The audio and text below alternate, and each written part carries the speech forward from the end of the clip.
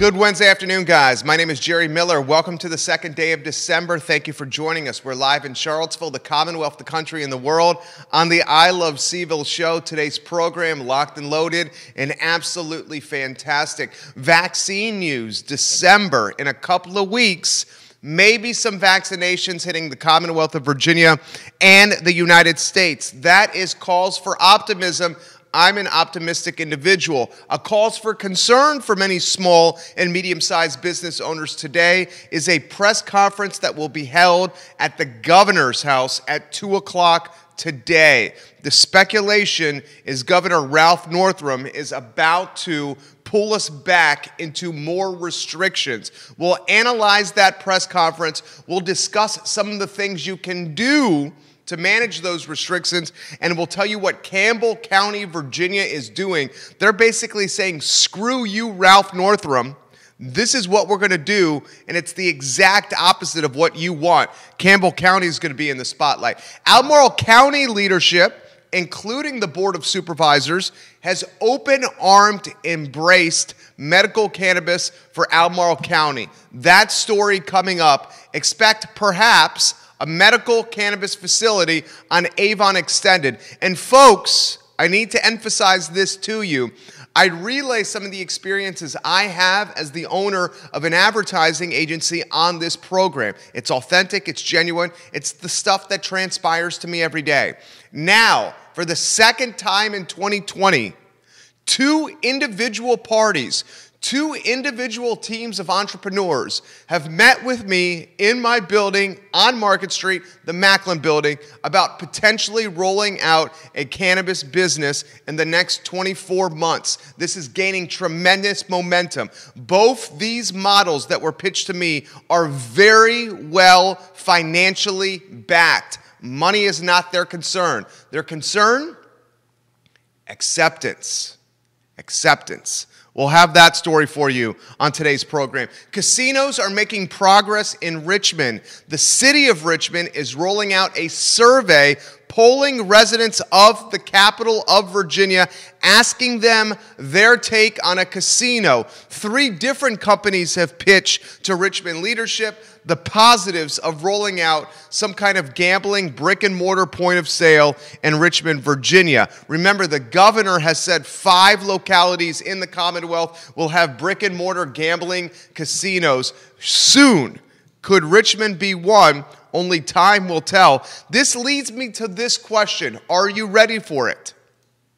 Albemarle, the city of Charlottesville, and most municipalities in central Virginia are struggling from a budget deficit standpoint because of COVID-19.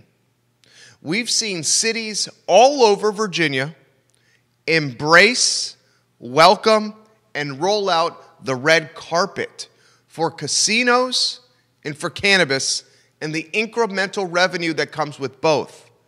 What, my friends, has the city of Charlottesville and its leadership done on either one of those 2 topics and the taxable revenue that comes with it? That story on the I Love CVille show. Daniel Kaufman, the owner of Public Fish and Oyster, is going to join us on What's Barking Local Wednesday, today at 3 o'clock. He's going to provide Patty Zeller and I craft cocktails from Public, which we will consume on air. Today at 2 o'clock, the governor will have a press conference potentially about more COVID restrictions. So at 3 today, shortly after Ralph's presser, we'll be able to speak to one of the best restaurateurs in the city of Charlottesville and Daniel Kaufman at 3. We're going to roll out a new segment on the show. It's called Cool Stuff Happening in Charlottesville. It's inspired by a comment I received today by Kelly Lewis, who watches this program routinely. What I'd like to do with this show is each program showcase 2 or 3 cool things that are happening. One of the topics I'm going to showcase today is what's happening at Ix Art Park and how they're trying to raise money through Giving Tuesday and really make some money for the arts and the endeavors they're doing over there. Just a fantastic epicenter of positivity, of music, of arts, of culture, of beer, of sake, of food. That place is killing it. We'll roll out some of this on future shows. Cool stuff happening in Charlottesville. In a little bit, I'm going to spend a little time talking about IX and this cool stuff that's happening just south of the downtown mall. I think the lead of the story, lead of the show, and why it's atop the rundown today is got to be the positivity coming from vaccines. We have multiple options hitting the market soon.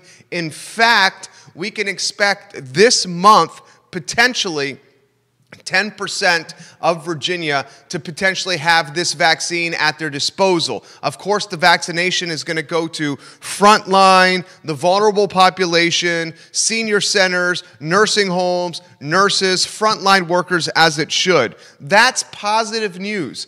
A cause for potential concern for many small and medium-sized businesses is what's happening today. There's a press conference at 2 o'clock in 1 hour and 20 minutes. Many folks in the Restaurant Association across Virginia are expecting potentially more restrictions for their dining establishments. I cross my fingers, I pray that we're not heading to a lockdown situation. But frankly speaking, we're now at the point where municipalities in the Commonwealth are choosing to ignore the governor. Campbell County, let's get it on screen. Folks, Campbell County, Virginia, a very conservative county, yesterday at its Board of Supervisors meeting, passed a resolution to completely ignore Governor Ralph Northam's recent executive order. Campbell County, Virginia is going to call itself a First Amendment sanctuary. It's going to choose to ignore Governor Ralph Northam's COVID restrictions.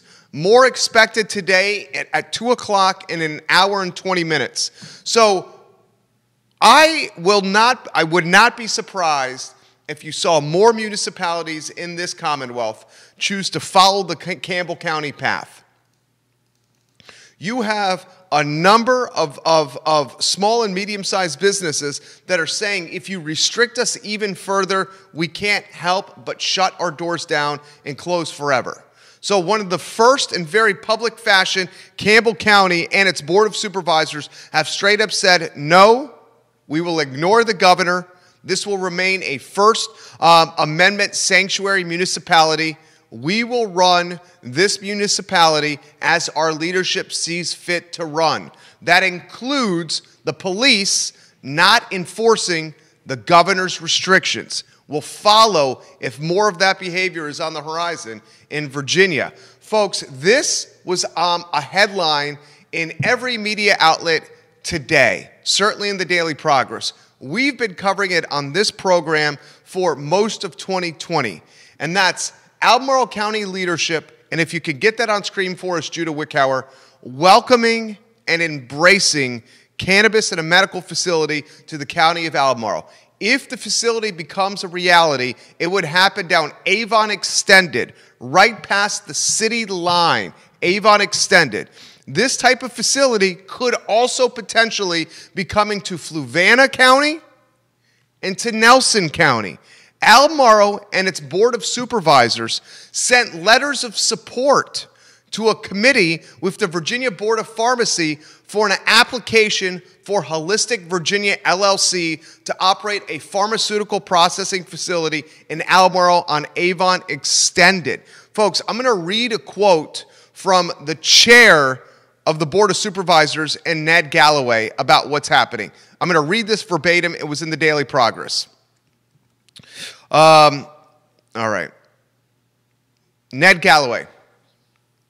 Quote, "This presents an invaluable opportunity to open doors for potential employees from all walks of life while also serving as an attraction for other innovative industries and a boost for demand in other sectors." End quote. That's Ned Galloway of the Board of Supervisors.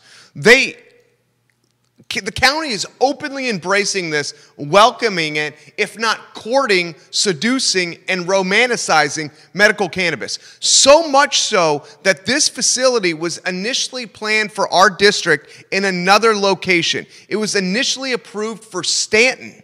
Albemarle County leadership did whatever it could to keep it from going to Staunton and bringing it to the county. This is something that we must get ahead of. This is something we must get ahead of now. Okay? It's an opportunity for incremental revenue at a budget deficit fiscal 2021 year and beyond.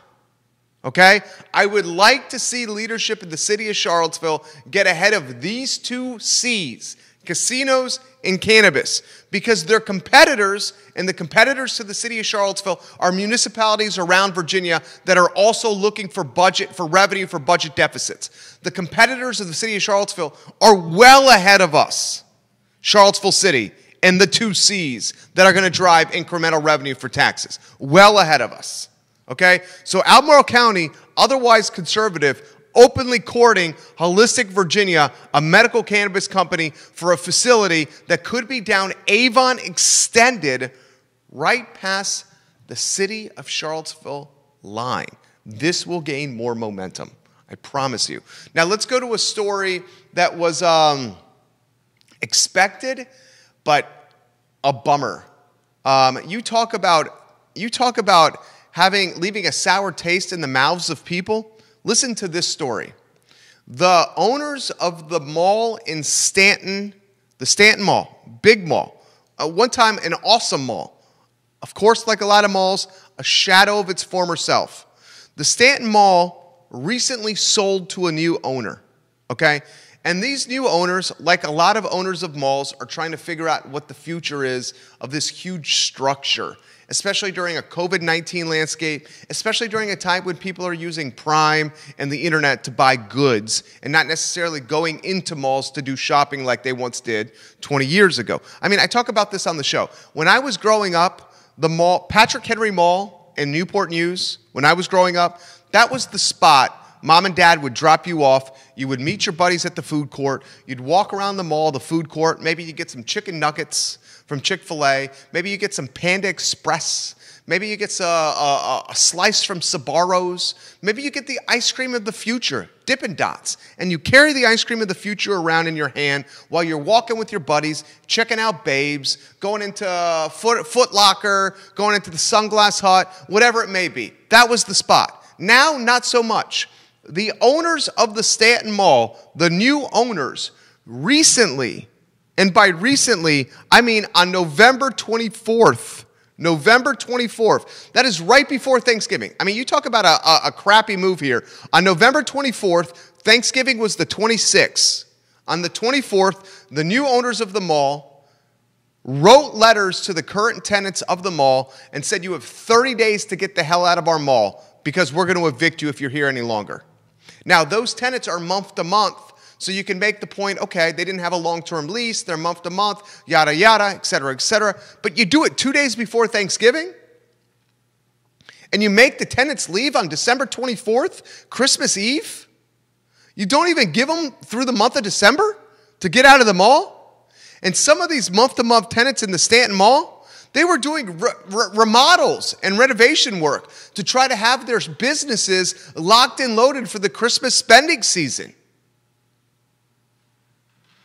The speculation is the new owners of the mall are going to knock it down. They would demolish the mall, according to WHSV television. They would demolish the mall except for Belk, Red Lobster, McDonald's, and Dollar Tree. Yikes. I feel for the tenants, man. You have the crappiest year ever, COVID-19. You're struggling as a brick and mortar retailer. You're in the Staunton Mall trying to survive. The mall just sold. And less than 48 hours before Thanksgiving, you get a letter from the new ownership. You have a month, which is Christmas Eve, to get out and close your business. That's what just happened to them. That sucks. All right, how about a real estate spotlight? That's something I'm going to try to do on this program. One of my passions is real estate. One of the ways we make our money is real estate. We have 27 tenants on our roster. 3 revenue streams, the advertising agency where we manage brands for big-time businesses in this community, businesses that you know and love, this network that we use and utilize to spotlight the best of Charlottesville, Virginia, and a tenant roster that's 27 deep, many in the Macklin building. Folks, real estate is a passion. And what I'd like to do each show is to spotlight a commercial or residential listing that I think is appealing. Well, let's get it on screen. It's a listing for a storefront on 4th Street on the downtown mall. Heather Higherway, if you may, 4th Street. This was the old candy shop. It's owned by Alan Kajin. Alan Kajin, a big-time lawyer who lives a bi-coastal lifestyle and one of the largest property owners in the city of Charlottesville. The old candy store is roughly 1,426 square feet. It's got great storefront frontage. It's got solid, decent walk-by traffic. Certainly 4th Street and Heather Higherway does not have the walk-by traffic of the downtown mall itself, but still it's got good walk-by traffic. Anything right around the grocery store here in the corner of 4th and Market gets good walk-by traffic because people are constantly going in and out of the Market Street Market. Our studio, my building, the Macklin building, right next to the grocery store. Let's get back to the listing. For $3,100 a month, that's a good chunk of money, right? $3,100 a month, you have an opportunity to rent this storefront on 4th Street, the old candy store. 1,400 square feet, 1,426 square feet to be exact. Freshly painted. It's available now. Beautiful hardwood floors, LED track lighting, and a glass storefront display. There's a restroom inside. There's a little office area. You do have some common area maintenance fees, and utilities are not included. $3,100 a month. And you're not even on the downtown mall itself. It's tough out there. The old candy store. We bought these love signs that you see. Put the listing back on the screen. Those listings that you see on the screen now, it's these love signs that we bought from the candy store and painted red. 3,100, 1,400 square feet. What appeals to me here is the potential for a grab-and-go downtown from a bigger brand downsizing its rental footprint, realizing that the opportunity for dining in is few and far between for 2021. Instead, having a downtown point of sale, food and beverage, that's grab-and-go. Order through the phone, call ahead and order. Go to the spot, it's run out to you. Maybe you're even driving down 4th Street, and someone from the storefront runs out to your window and hands you the sandwich, the soup, the taco, the gordita, whatever it may be. That's what I see potentially happening. A grab and go on 4th, $3,100 a month is a good chunk of money. Next story. I want to remind you, or encourage you, I should say, to watch What's Barking Local. It's a show we do with Patty Zeller. She's the owner of Animal Connection, today at 3 o'clock. This afternoon, Daniel Kaufman, the owner of Public on West Main Street, one of our favorite places, the co-owner of Pronto, he's going to join us on What's Barking Local. We'll be sipping cocktails from Public, Patty and I. We'll talk with Daniel about surviving winter, and undoubtedly we will talk about the press conference at 2 o'clock that happened with Governor Ralph Northam, with the expectations that more restrictions will be announced today in 1 hour and 8 minutes. So Daniel Kaufman on What's Barking Local today at 3 p.m. How about cool stuff happening in Charlottesville? Kelly Lewis gave me this idea. Okay, she tagged me on a Facebook post, and she said, "Jerry, can you bring this up on the show?" I said, absolutely. You come up with great ideas all the time, Kelly. Thank you for putting this on my radar. I love when you guys send me content through Instagram, Facebook, email, maybe just a tag of my name in a comment section on Facebook and say, check this out, okay? So she highlighted today Ix Art Park, and I'm going to read her post on Facebook because I think it's said and written better than I could ever do. Kelly Lewis says, authentic expression helps so many of us weather this shitstorm that we call 2020. Ix Art Park helps foster that need for lots of my friends and lots of yours as well. They are creative. Ix is a creative outlet, but also just an outlet of helping people. People get out of their house. They socialize. It's an opportunity to dance, laugh, just gaze, just to be normal. This winter is looking bleak, guys, and I need my Wednesday night comedy. Please consider donating to Ix Art Park and their fundraiser from Giving Tuesday. Well said, Kelly Lewis. And this will inspire a new segment on the I Love CVille show, and it's called Cool Stuff to Do in Charlottesville. Based on her inspiration, I will highlight Ix Art Park. This particular location of the city of Charlottesville is turning into a hub or an epicenter of comedy, of arts, of music, of entertainment, and of experiential activity.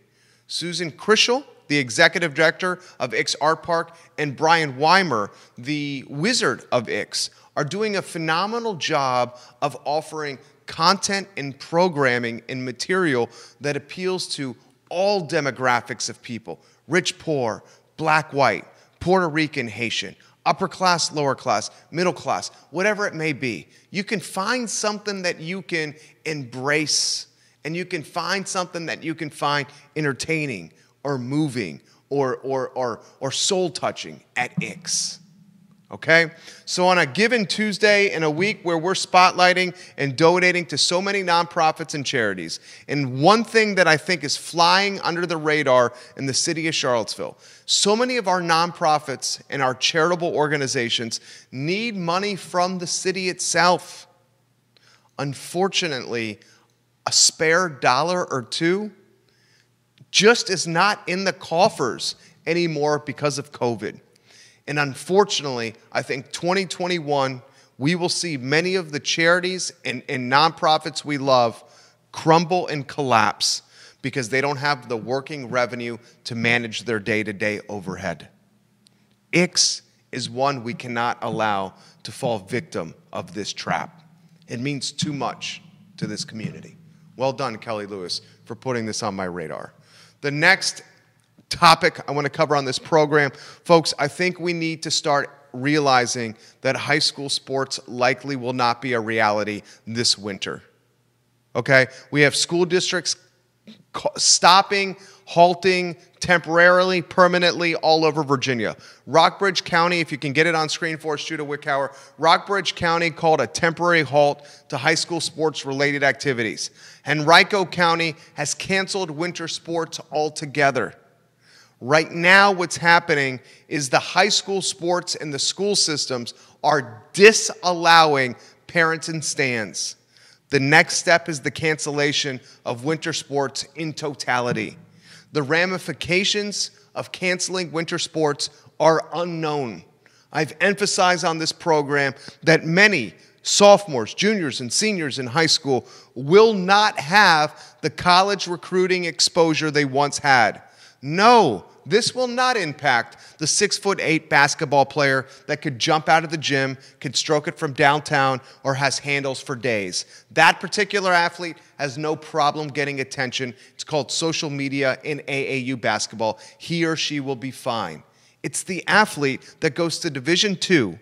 It's the athlete that goes to Division III, the Hampton-Sydneys, the Longwoods of the world. It's those athletes that are not getting the college exposure, the recruitment exposure. It's those athletes that will never play professionally on Sundays, that will never play professionally on Tuesdays, Wednesdays, Thursdays, Fridays, or Saturdays, but instead will pursue a college basketball education that's been paid in part because they can shoot a basketball, because they have some handles, or they can play some defense. It's that athlete whose college recruitment has been diminished, and it's that athlete who will undoubtedly be impacted by the lack of exposure due to the cancellation of high school sports because of COVID-19. Watch it play out. You'll read about it in about 45 to 60 days. You're just hearing it first. Our next topic is something that I think we need to cover and watch closely. UVA is no longer going to play Florida State. Bronco Mendenhall on Monday said, I have no interest to return to Tallahassee. Well, the Atlantic Coast Conference has followed suit. They said the UVA-Florida State game will not be remade. Remember, UVA got on an airplane. They traveled to Tallahassee on Saturday for an 8 o'clock kickoff against the Florida State Seminoles, who are awful. UVA was a 9.5-point favorite. They got on a plane. They went from Charlottesville to Florida State to play a game that was the premier matchup on the ACC network, an 8 o'clock kick Saturday evening in Doak Campbell Stadium. Well, they landed in Florida. They get to the hotel, and guess what happened? Florida State, COVID outbreak, game canceled, go back to Charlottesville. Sorry, you won't get to play us. That game will not be rescheduled. Bronco Mendenhall, irked, irritated, pissed, frustrated, angry, mad. You would be as well. You would be as well.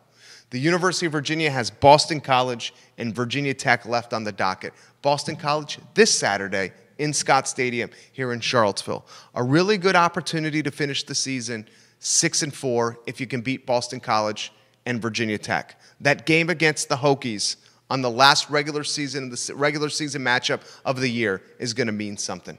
It's going to mean something. Let's hope we get it in, but it's going to mean something. Now, folks, did you notice yesterday in Virginia basketball's impressive victory over St. Francis, did you notice that Kihei Clark did not start? Kihei Clark, the scrappy point guard, feisty, pesky, quick, what he lacks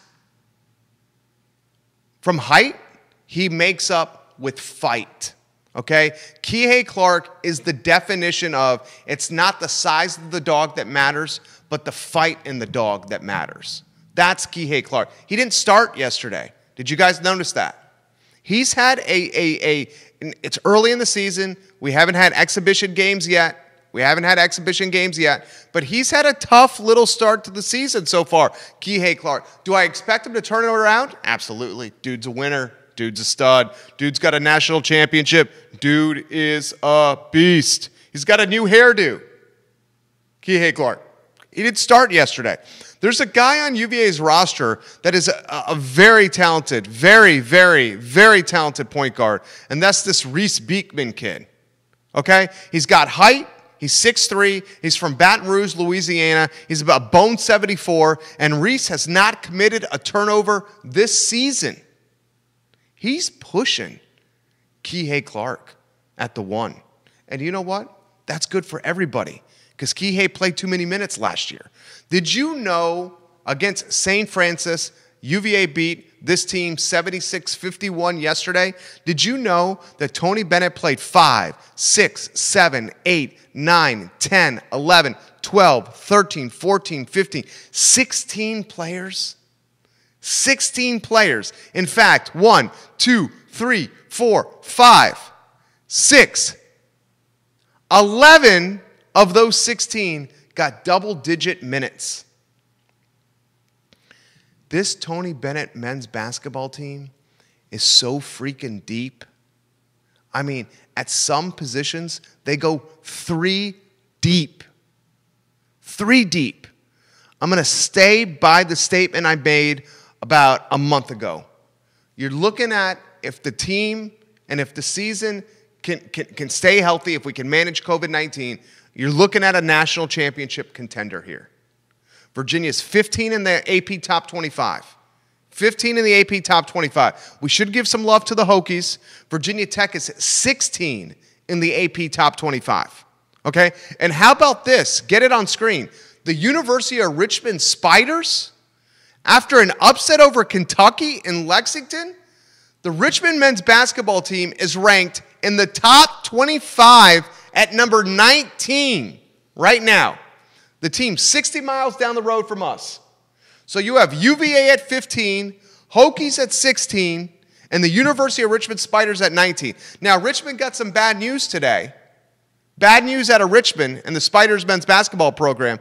They unfortunately are pausing all men's basketball activities. It was announced about 2 hours ago due to COVID-19. That include a matchup tonight against the College of Charleston that's been postponed, probably canceled. Guys, the reality is, if you're going to postpone a basketball game, college, in a COVID-19 world, it's probably not going to be made up. It's probably not going to be made up. I'm excited about the 19th matchup of December with UVA and Villanova at Madison Square Garden. If you can get that on screen for us, J-Dubs. UVA and Villanova, Madison Square Garden on December 19th. Those are perennial powers right there. So a lot of news on today's program. This presser's in 56 minutes. It's at 2 o'clock.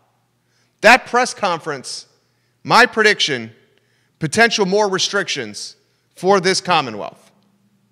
Now, the question is how will the municipalities respond? Campbell County said, peace. I ain't listening, Ralph. We ignoring you, dog. And they're declaring themselves a First Amendment sanctuary city, county, whatever you want to call it. How are the others going to respond? Oh, man. Crazy times. Crazy times. Got to get to the vaccine. Got to get to the vaccine. Got to get to May.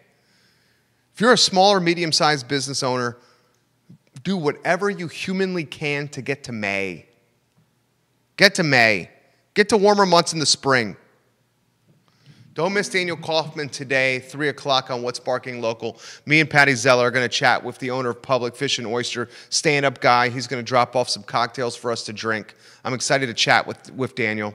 We'll ask him, we'll follow the governor's office and the press conference from the governor to see if we have any new COVID restrictions.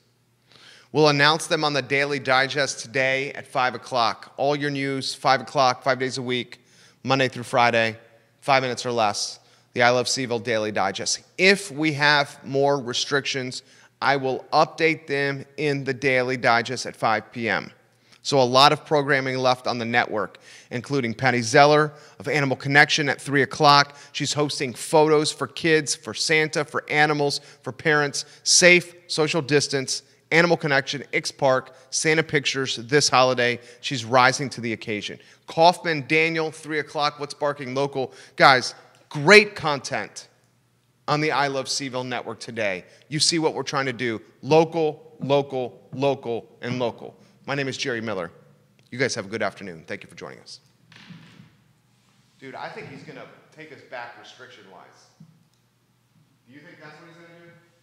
I wouldn't be surprised. You think that's what he's going to do? I wouldn't be surprised.